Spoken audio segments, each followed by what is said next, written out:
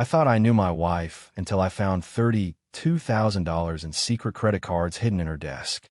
But that wasn't the worst part. The worst part was discovering what she'd been buying with my money while telling me I wasn't good enough for her. Some betrayals cut deeper than others. My name is Finn Callahan. I'm 44 years old, and I've been running Sullivan & Sons Plumbing for the past 8 years. Yeah, I know the irony. It's called Sullivan & Sons, but my last name's Callahan. Bought the business from old Pat Sullivan when he retired. Kept the name because it had a good reputation in town. That's how I think. Build on what works. Don't fix what ain't broken. Nicole never understood that philosophy. We met at a home improvement expo 6 years ago. I was manning a booth, demonstrating toilet repairs to suburban homeowners who looked like they'd never held a wrench. Nicole was there with her 15-year-old son, Trevor, trying to learn about water heater maintenance after her ex-husband, Derek, had left her with a house falling apart and bills stacking up. She caught my eye immediately, not just because she was beautiful, but because she was actually taking notes. Most people just want free pens and keychains. Nicole was different. She asked smart questions, wrote down everything I said, and when I offered to check out her water heater for free, she looked me dead in the eye and said, "What's the catch?" "No catch," I told her. "Just trying to help out a neighbor." She studied my face like she was reading fine print. "Nobody does anything for free these days, Finn." "Well, I do." That was the beginning. I spent the next 3 months fixing everything in her house that Derek had neglected. Leaky faucets, clogged drains, a bathroom door that wouldn't close properly. Trevor watched me work sometimes, handing me tools and asking questions about the trade. The kid was sharp, reminded me of myself at that age. Nicole and I got married 2 years later, and a year after that, our daughter Emma came along. For a while, everything felt solid. I was building my business, Trevor was doing well in school, and Emma was the light of all our lives. We bought a bigger house in a better neighborhood, one with a 2-car garage where I could park my work truck. But somewhere along the way, Nicole started changing. The way she'd introduce me at neighborhood barbecues as just a plumber, like those 2 words explained everything anyone needed to know about me. How she'd get that pinched look around her mouth when Emma would proudly tell people her daddy fixed pipes. "Daddy's a businessman," Nicole would correct her, but it always sounded forced. The first real fight happened about a year ago. I've been working an emergency call, basement flooding, guests coming for Thanksgiving. I got home around 10 p.m., exhausted and muddy, to find Nicole pacing the living room with her arms crossed. "Where have you been?" Nicole asked like I was some teenager breaking curfew. "Working. Mrs. Henderson's basement flooded, and—" "It's always something," Nicole interrupted. "Always some emergency that's more important than your own family." I looked around our warm house, the house my emergency calls had helped pay for. "I'm working for my family," I said. "No, Finn. You're working because it's easier than being here." That fight opened something between us that I couldn't seem to fix, no matter what tools I used. Nicole started treating me like I was some kind of burden she had to carry instead of the man she'd chosen to marry. The little comments got sharper, more frequent. She'd roll her eyes when I'd tell Emma about fixing Mrs. Patterson's garbage disposal, or when Trevor asked me about joining the plumber's apprentice program at the community college. "Don't fill his head with that nonsense," Nicole said one evening while I was helping Trevor with his math homework at the kitchen table. "He's smart enough for college, real college. What's wrong with learning a trade?" I asked, keeping my voice level. Emma was coloring nearby, and I didn't want her hearing us argue again. "Nothing, if that's all you're capable of," Nicole replied, not even looking up from her phone. "But Trevor has options." Trevor shifted uncomfortably in his chair. The kid was caught in the middle, and I hated that Nicole was putting him there. "There's good money in plumbing, Trev," I said. "Always will be. People always need water, and they always need someone who knows how to make it work right. People also need doctors and lawyers and engineers," Nicole shot back. "People who don't come home covered in other people's waste." That stung. I stood up slowly, closed Trevor's textbook, and looked at my wife. "You didn't seem to mind what I did when your pipes were busted and Derek wasn't around to fix them." Nicole's face went red. "That was different." "Ow, I didn't know you then. I didn't know what I was signing up for." Emma looked up from her coloring book, crayon frozen in her small hand. "Daddy, why is Mommy mad at you?" I knelt down beside her chair, smoothed her dark hair. "Mommy's not mad, sweetheart. Sometimes grown-ups just see things differently." But Nicole was mad. She was mad at me for being exactly what I'd always been, what she'd fallen in love with in the first place. Or maybe she'd never really fallen in love with me at all. Maybe she'd just fallen in love with the idea of being rescued, and now that she was safe and secure, she wanted something else. Someone else. The distance between us grew wider over the next few months. She started going out more often, girls' nights, work events, book club meetings that seemed to happen 3 times a week. I'd put him to bed and sit at the kitchen table with Trevor, helping him with homework, or just talking about his day. The kid was a good student, but he was also dealing with his own struggles. His father, Derek, had been calling more often, making promises about visits that never happened and filling Trevor's head with stories about all the things they'd do together next time. He says he's got a new job in Denver. Trevor told me one night while I was fixing a loose cabinet hinge. Says I could come live with him for a while, see what it's like out there. I paused, screwdriver in hand. What do you think about that? Trevor shrugged, but I could see the conflict in his eyes. I don't know. He's my dad, you know. But he's said stuff like this before. He has, I agreed. And you got school here, friends. Emma would miss you something fierce. Mom says I should keep my options open. Of course she did. Nicole had been encouraging Trevor to reconnect with Derek, probably hoping it would solve her problem of having a stepson who actually liked his blue-collar stepfather. But I knew Derek Banks. I'd heard enough stories from Nicole about his empty promises and disappearing acts. The man was a dreamer, not a doer, and Trevor deserved better than that. Nicole's mother, Beverly, showed up unannounced on a Thursday evening, which should have been my first warning that trouble was coming. The woman had a talent for appearing whenever things were already tense, like she could smell dysfunction from 3 states away. She swept into our house with her usual air of superiority, kissing Nicole on both cheeks like they were European royalty instead of middle-class Americans from Ohio. "Finn," she said, giving me the kind of handshake you'd give a stranger at a funeral. "Still getting your hands dirty for a living, I see." I wiped my palms on my jeans. Clean palms since I just gotten home and washed up, but Beverly always made me feel like I was covered in grime. "Evening, Beverly. How was the drive from Cleveland?" "Long," she said, settling into our good chair like she owned it. "But I wanted to see my granddaughter. Emma, come give Grammy a hug." Emma ran over, all smiles and excitement. At 9 years old, she didn't pick up on the undercurrents yet, didn't notice how her grandmother's eyes went cold whenever they landed on me. Beverly had never approved of Nicole marrying a plumber, and she made sure I knew it every chance she got. "Nicole tells me business has been slow," Beverly said while we ate dinner. It wasn't true. Business had been steady, but Nicole had been complaining about money lately, mostly because she wanted to renovate the kitchen, and I'd said we needed to wait until next year. "Business is fine," I said, cutting Emma's chicken into smaller pieces. "We're doing well. Well enough to give my daughter the life she deserves." The question hung in the air like smoke. Trevor looked uncomfortable, picking at his mashed potatoes. Nicole stared at her plate, not defending me, not correcting her mother's assumptions, just sitting there and letting Beverly take shots at the man who'd stepped up when Derek left them high and dry. "I think Nicole can speak for herself about the life she has," I said, keeping my voice steady. Beverly's laugh was sharp as broken glass. "Can she? Because from what I hear, she's been doing nothing but speaking for herself, and you've been too stubborn to listen." "Mom," Nicole said finally, but it was barely a whisper. "What?" "It's true. Look at this house, Nicole. Look at what you've settled for. Your father and I didn't work 2 jobs to put you through college, so you could end up married to a man who can't even provide basic security. That did it." I set down my fork and looked Beverly straight in the eye. "This house is paid for," I said. "My daughter has everything she needs. Trevor's college fund is fully funded.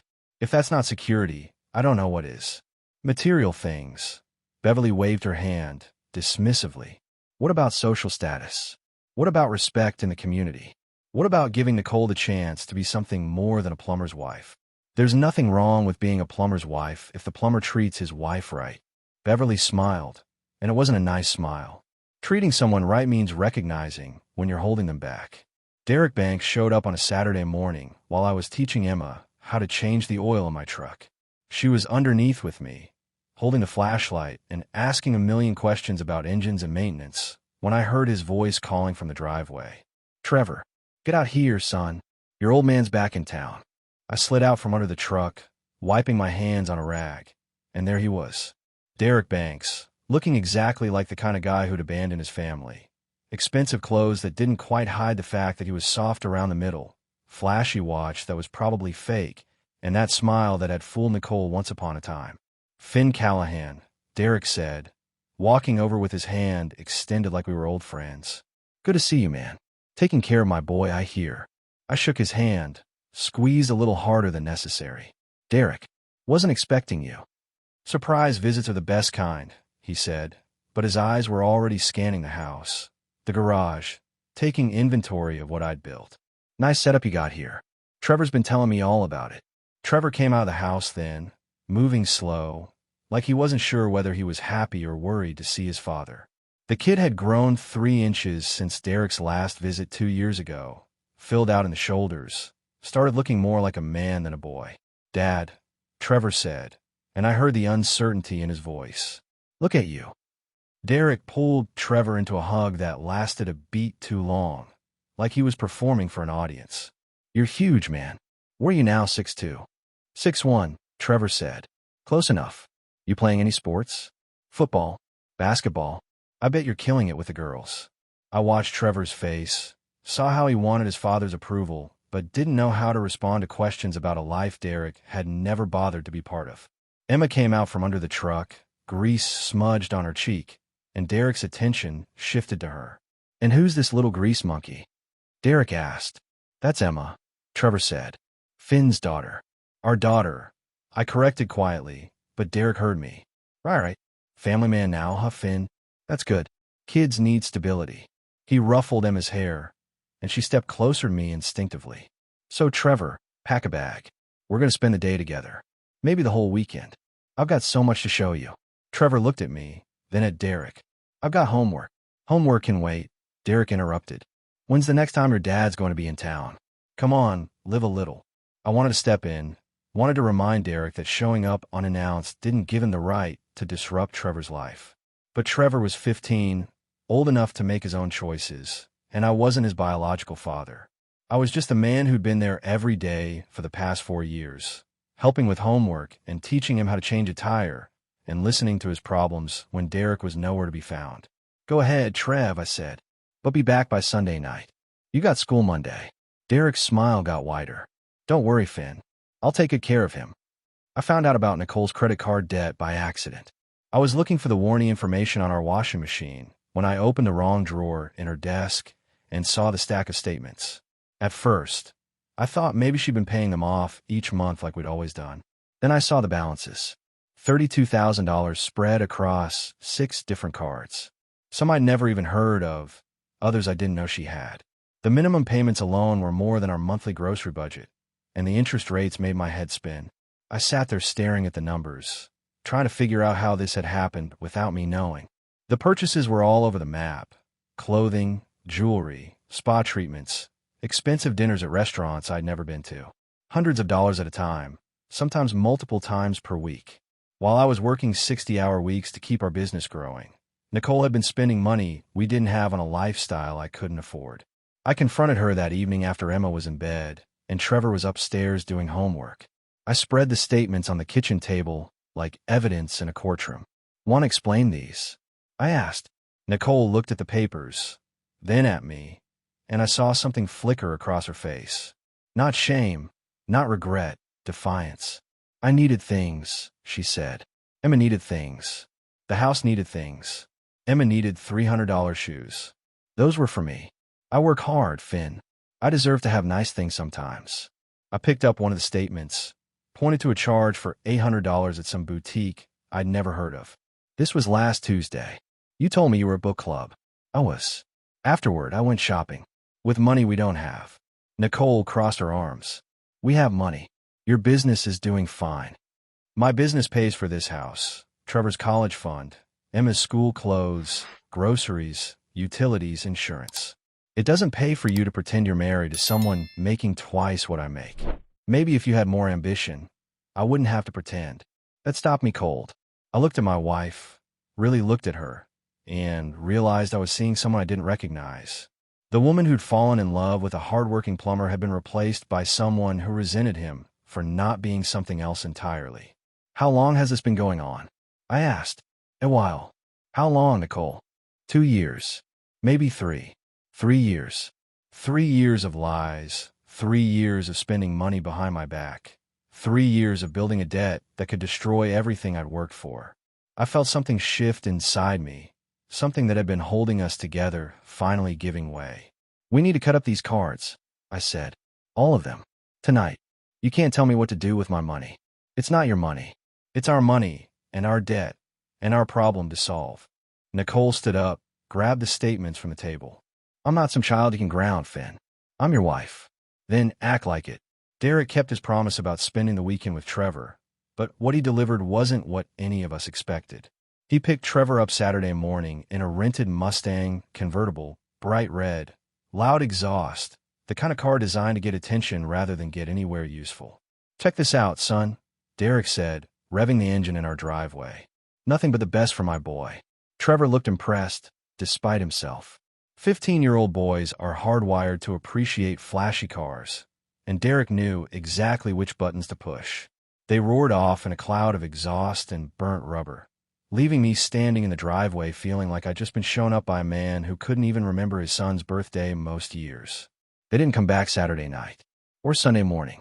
By Sunday afternoon, I was ready to call the police, but Nicole convinced me to wait. Derek's his father, she said. He has rights. Trevor finally walked through our front door Sunday night around 10, looking like he'd been through a blender. His clothes were wrinkled, his hair was messy, and his eyes had that particular glassy look that comes from staying up too late and eating nothing but junk food. Where have you been? I asked. Vegas, Trevor said, like it was the most normal thing in the world. Vegas? You're 15 years old. Dad wanted to show me the city. We stayed at the Bellagio. It was incredible. I looked at Nicole, who was standing in the kitchen doorway with her arms crossed. She didn't look surprised, which told me she'd known about this little adventure and hadn't bothered to mention it to me. Trevor, you have school tomorrow, I said. I know. Dad drove all night to get me back. And where is your father now? Trevor shrugged. He dropped me off and left. Said he had to catch a flight back to Denver. Of course he did.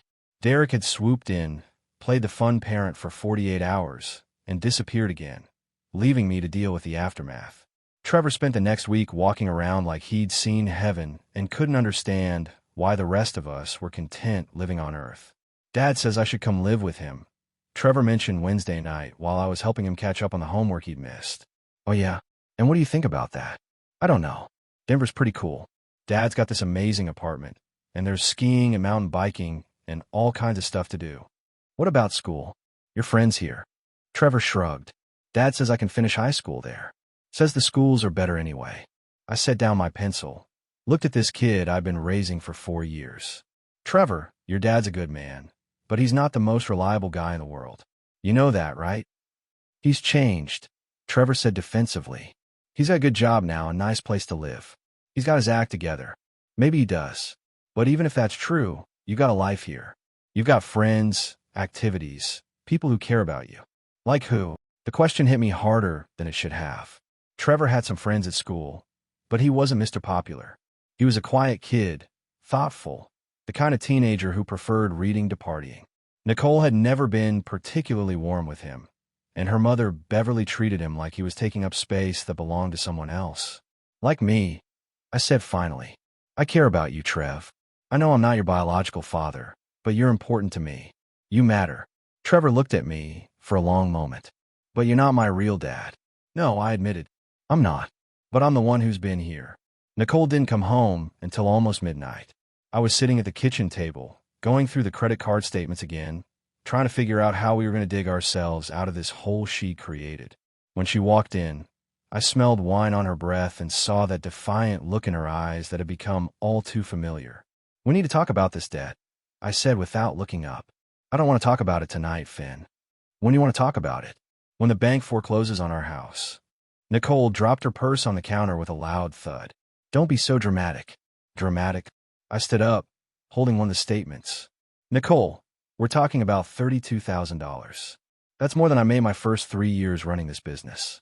Maybe that's the problem, she said, kicking off her heels. Maybe you're not making enough. Or maybe you're spending too much.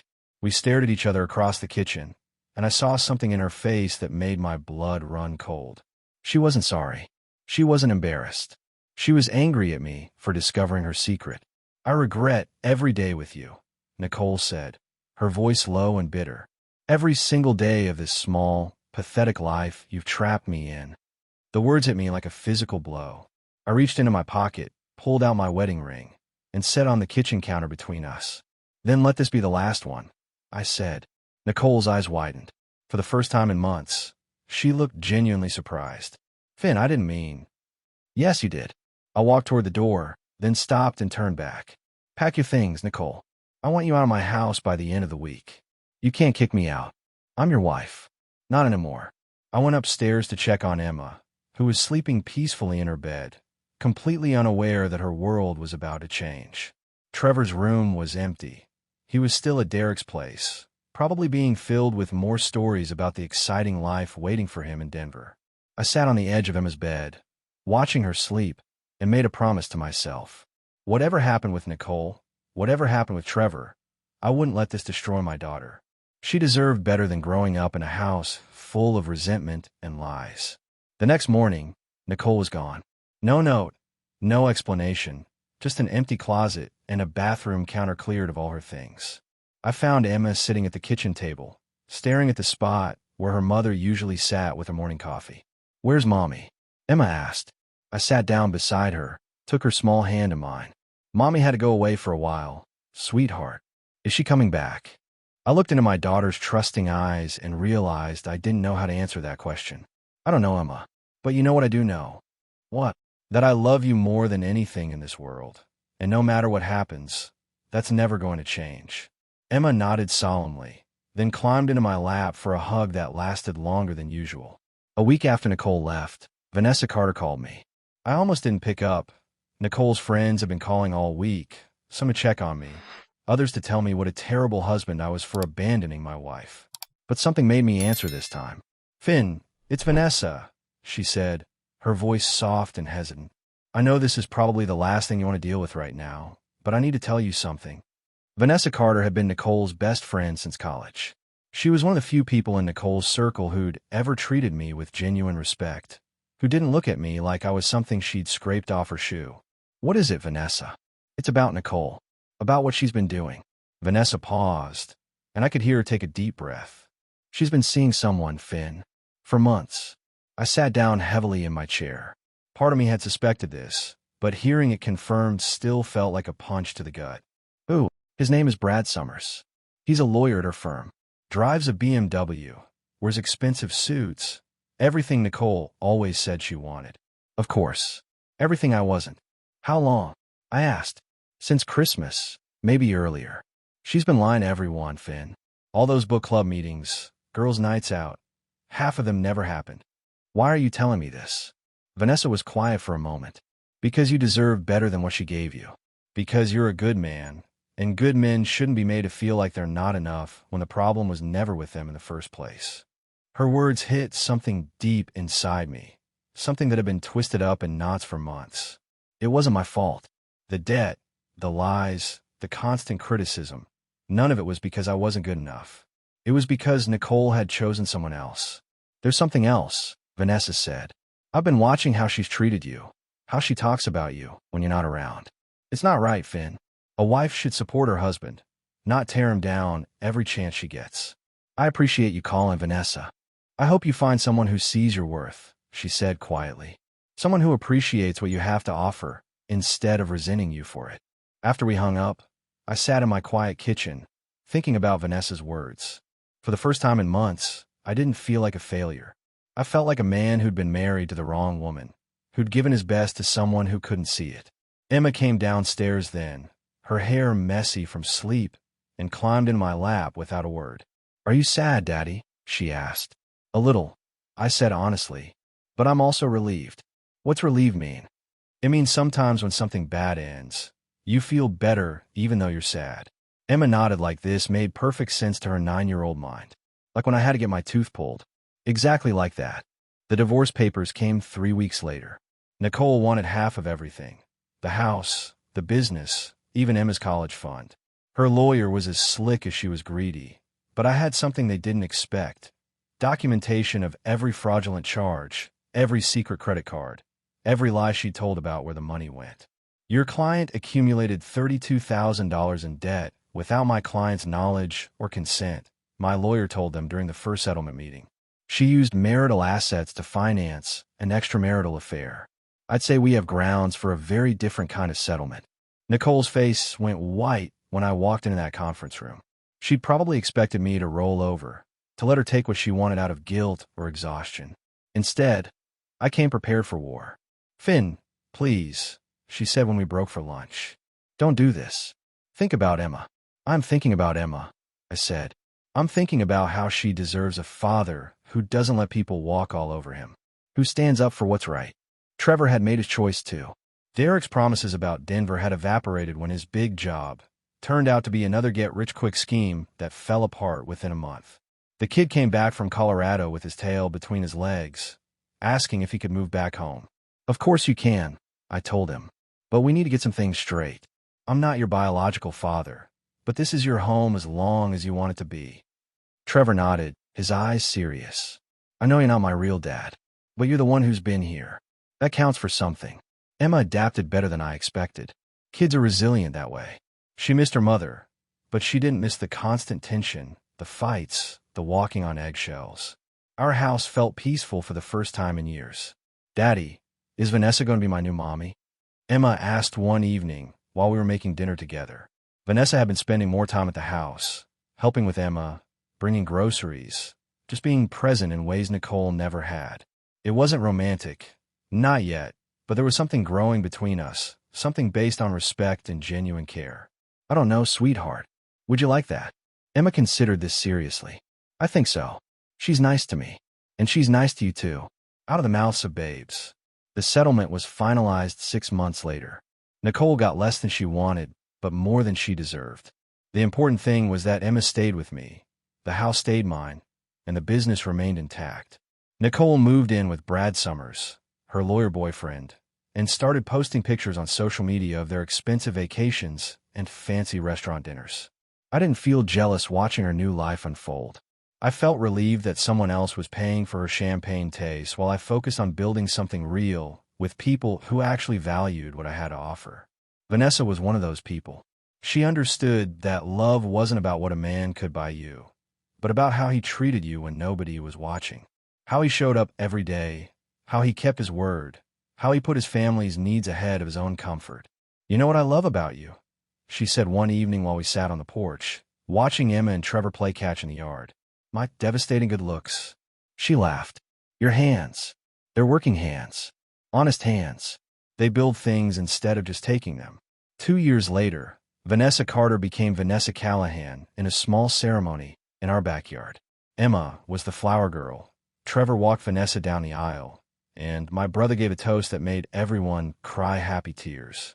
"To second chances," he said, raising his glass. "And to men who know the difference between settling and choosing wisely." The business had not only survived but thrived. Word gets around in small towns, and people respect a man who stands up for himself without being cruel about it. My customer base grew. I hired 2 more employees, and we expanded into emergency services that kept the phone ringing around the clock. Trevor graduated high school with honors and decided to attend the local community college while working part-time for me. He discovered he had a natural talent for plumbing, and more importantly, he liked the work. "It's honest work," he said, echoing something I told him years ago. "There's satisfaction in fixing something that's broken." Derek still called occasionally, full of new schemes and grand plans, but Trevor had learned to see through the shiny veneer to the hollow promises underneath. Blood might be thicker than water, but presence is thicker than blood. Emma was 11 now, confident and happy in ways she'd never been when Nicole was around. She helped me in the shop sometimes, learning to organize tools and inventory, showing the same practical intelligence that had made me fall in love with her mother once upon a time. "Daddy, do you ever miss Mommy?" she asked one Saturday while we were working on a sink installation together. I considered the question carefully. "I miss who I thought she was," I said finally, "but I don't miss who she actually turned out to be." "That makes sense," Emma said, like she was 40 instead of 11. Vanessa had brought her own strength to our family. She didn't try to replace Nicole or compete with her memory. She just showed up every day, steady and reliable, proving through actions rather than words that she was in it for the long haul. You know what the difference is between you and Nicole? I asked her one night, as we cleaned up after dinner. What? You see who I am instead of who you wish I could be. She smiled, kissed my cheek. That's because who you are is enough, Finn. More than enough. The house Nicole had complained about for years became a home again. The business she'd resented became something I was proud to pass down to my children. The life she called small became something worth celebrating every single day. Sometimes the best thing that can happen to a man is losing the wrong woman so he can find the right one. Sometimes the foundation has to break completely before you can build something that will last.